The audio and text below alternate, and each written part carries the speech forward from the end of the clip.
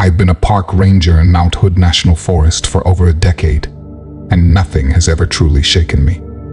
Sure, there are the occasional lost hikers, a few wild animal sightings, but nothing out of the ordinary.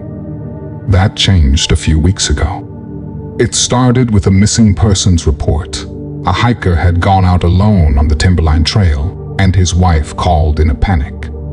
He was supposed to be back by 5 p.m., but it was now 7, and he wasn't answering his phone. Something about the way she sounded, frantic, desperate, told me this wasn't just a case of someone losing track of time. I took the night shift patrol to search for them. The air was cold, thick with fog, and the trees stood like silent sentinels, blocking out most of the moonlight. As I ventured deeper into the woods, a deep unease settled in my chest. It was too quiet. The usual sounds of rustling leaves or animal calls were absent. I followed the trail, each step crunching on the frost-covered ground, the silence pressing in around me. The usual sounds of the forest, distant calls of owls, the rustle of small creatures in the underbrush were absent, replaced by an unnerving stillness. Then I found it. Frantic footprints. They led off the trail, deeper into the forest. The prints were erratic, almost as if the person had been running or stumbling in a blind panic. I crouched to examine them, my flashlight cutting through the darkness. The shape of the prints was unmistakable, a hiker's boot, a solid, worn tread. But something wasn't right. The ground around the prints was disturbed, torn up as though something had been dragged along with them. I followed the trail further, the hairs on the back of my neck standing up. But then I found something worse. Another set of prints. Larger, much larger, and not human. They were too deep, and they spread unnaturally wide. The toes splayed out like claws. The earth around them was torn, as though whatever left them had been moving with immense weight and power. I felt the cold sweat on my brow, but I couldn't stop now. Something wasn't right, and I needed answers. The prints led further off the path, into the darker parts of the woods. The air grew heavier, the fog thicker, and for the first time in years, I regretted being out here alone. I hesitated at the edge of the steep hillside, my boots slipping on the loose rocks as I followed the prints downward. The earth seemed to be alive, shifting beneath my feet with every step I took. And then I saw it, a scrap of clothing, caught on a branch. It was torn, frayed at the edges, and stained with something dark. The fabric looked familiar, but it didn't matter. What mattered was what I saw next. The footprints of the hiker and the creature now seemed to line up perfectly, as though the thing had been stalking the person, step by agonizing step. Whatever it wasn't just following. It was hunting. I took a deep breath, trying to steady myself as the weight of the situation bore down on me. I couldn't turn back now. I had to know what was out here, and if I could help whoever was still out there. I moved further down the trail, careful not to lose the prints, when suddenly a scream pierced the silence. Distant, but unmistakable. A cry of pure terror. It sent a shockwave through my chest, freezing me in place. But then I heard something else. A low, guttural roar. Far deeper than any animal I'd ever heard. It wasn't just a roar, though. It was mixed with the scream, as if whatever was chasing the hiker was so close, it had begun to drown out their cries. The sounds twisted together, sending a wave of ice through my veins. I didn't wait. I ran. I pressed my hand against my side, feeling the cold metal of my firearm beneath my jacket. It didn't give me much comfort, but it was the only thing I had. I kept telling myself that if the hiker was still alive, the gun might be the one thing that could make a difference if I could find them in time. If I could stop whatever this thing was. The sounds of the forest seemed to grow quieter as I ran. the rush of my own breath drowning out everything else. My pulse thundered in my ears, each step making my heart beat faster. I had to focus. I had to find them. I slowed, my chest tightening as I tried to steady my breath. My heart was pounding too loudly now, and I was beginning to lose track of the sounds that had been guiding me. I listened intently, straining to hear anything, but the woods were eerily silent. No more screams, no more growls, just the sound of my own feet crunching the underbrush. The gully opened up, and the fog seemed to thicken. The hairs on the back of my neck stood up, a primal instinct warning me that something was very wrong. I stepped into the small clearing, shining my flashlight across the ground, scanning for any signs. My stomach twisted when I saw it, the signs of a struggle. Broken branches, trampled ground, torn up dirt. And then I saw the fabric. Blood-stained, torn to shreds, lying in the grass like it had been discarded. I couldn't breathe for a second as I crouched down beside it. The fabric was too familiar. It was the same as the scrap I'd found earlier. This was real. The hiker was here, and they were hurt. I fought to stay calm, but my mind was racing. This person wasn't just lost. They were being hunted. I could feel it deep in my gut. That sickening certainty. I had to keep going, had to find them before it was too late. But as I scanned the clearing, the silence grew heavier, more oppressive, like something was watching me. I kept searching, my eyes darting around the clearing, every muscle in my body tense, but all I could hear was the wind rustling through the trees. The silence was deafening, heavy, as though the forest itself was holding its breath. But then, I heard it. A gnarled, sickening crunch. A sound that made my blood run cold.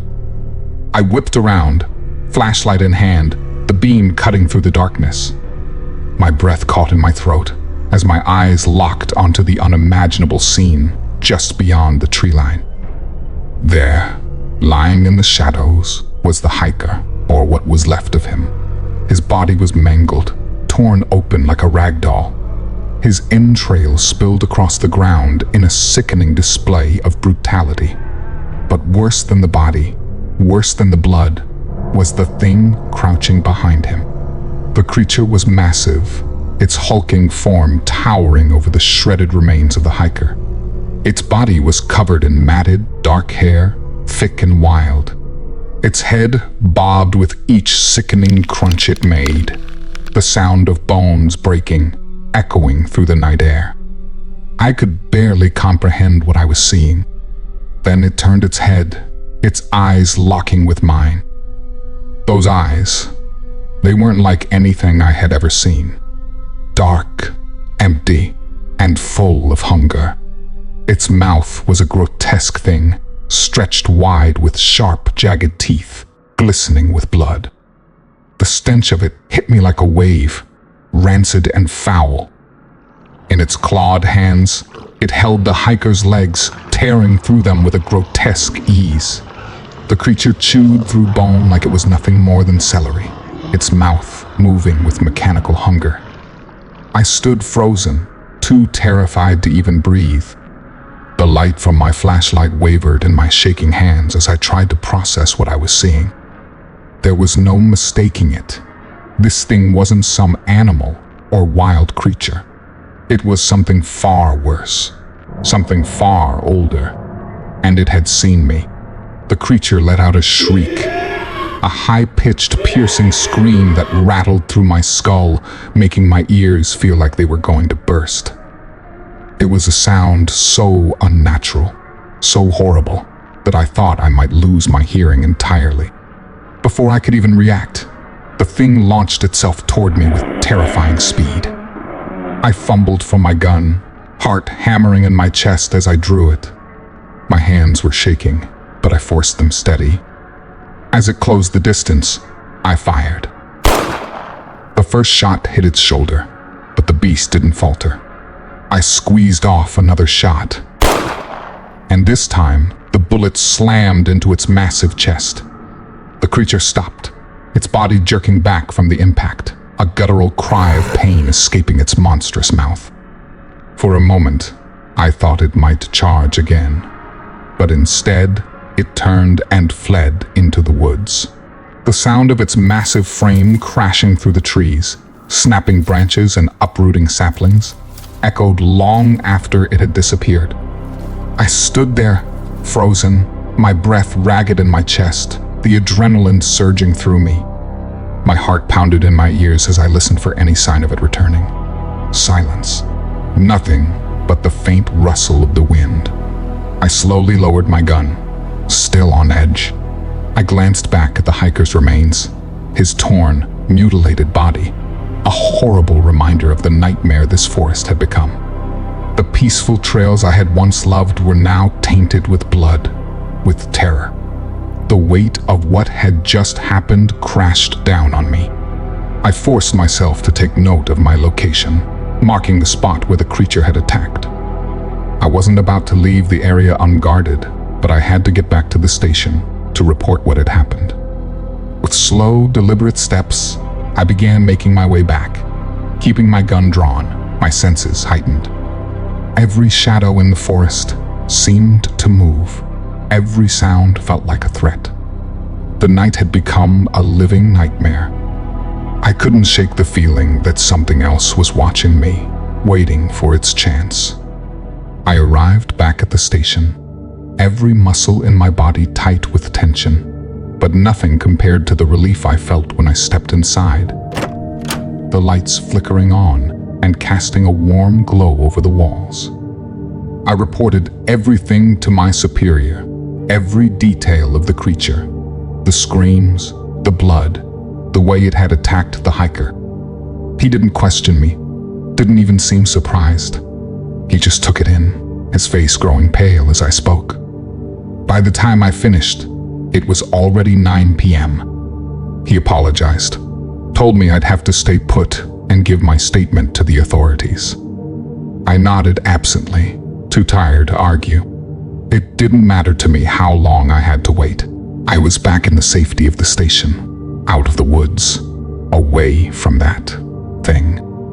The night dragged on in a haze of exhaustion and dread. My mind couldn't shake the image of the creature, its monstrous form, the way it had looked at me with those empty, bloodshot eyes. I kept telling myself that I was safe now, that nothing could touch me here. But when the vehicles finally arrived, my relief turned to confusion. I had been expecting local police, maybe an ambulance for the poor hiker, but what I saw instead made my blood run cold. 2 black SUVs pulled up to the station, their tires crunching on the gravel as they came to a halt. The men who stepped out weren't in uniform. They wore sharp, black clothing, sleek and professional, their faces hidden behind dark sunglasses despite the late hour.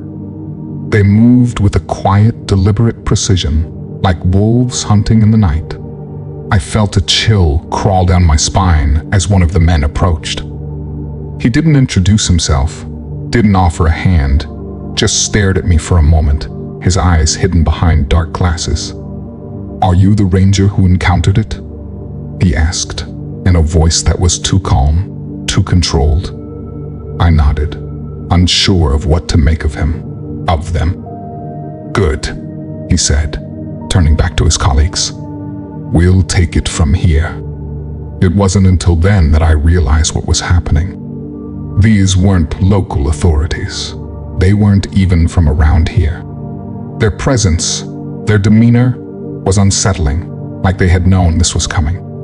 Like they had been waiting for someone like me to find the creature. And now that I had, they were going to take control of everything. I stayed silent, my mind racing with questions.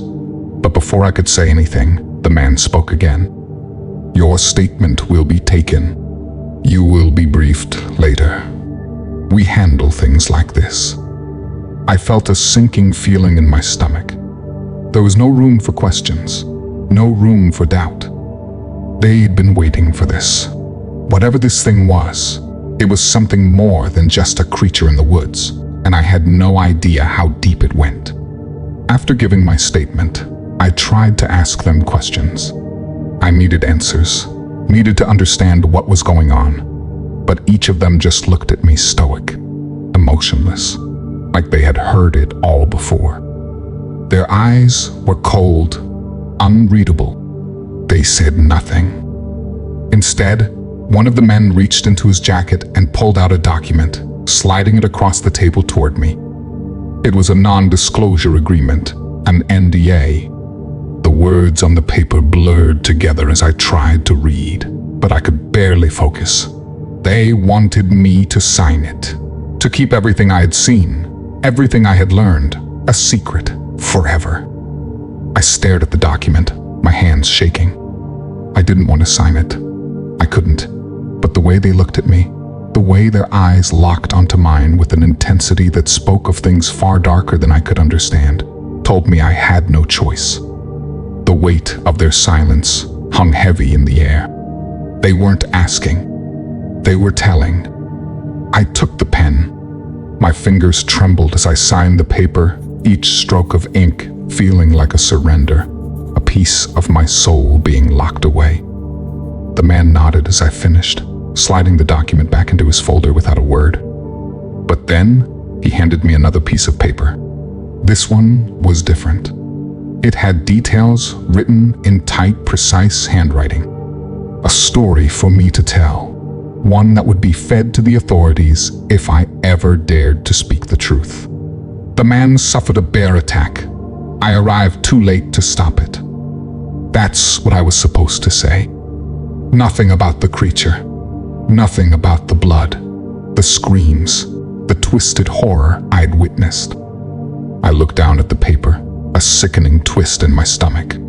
The lie was laid out in front of me, and it tasted like metal on my tongue. I was supposed to accept it. I had no choice but to accept it. I nodded, my voice caught in my throat as I silently accepted the agreement. I wasn't sure what was worse, the horror of what I'd seen, or the realization that I was now a part of something far bigger than I could ever understand.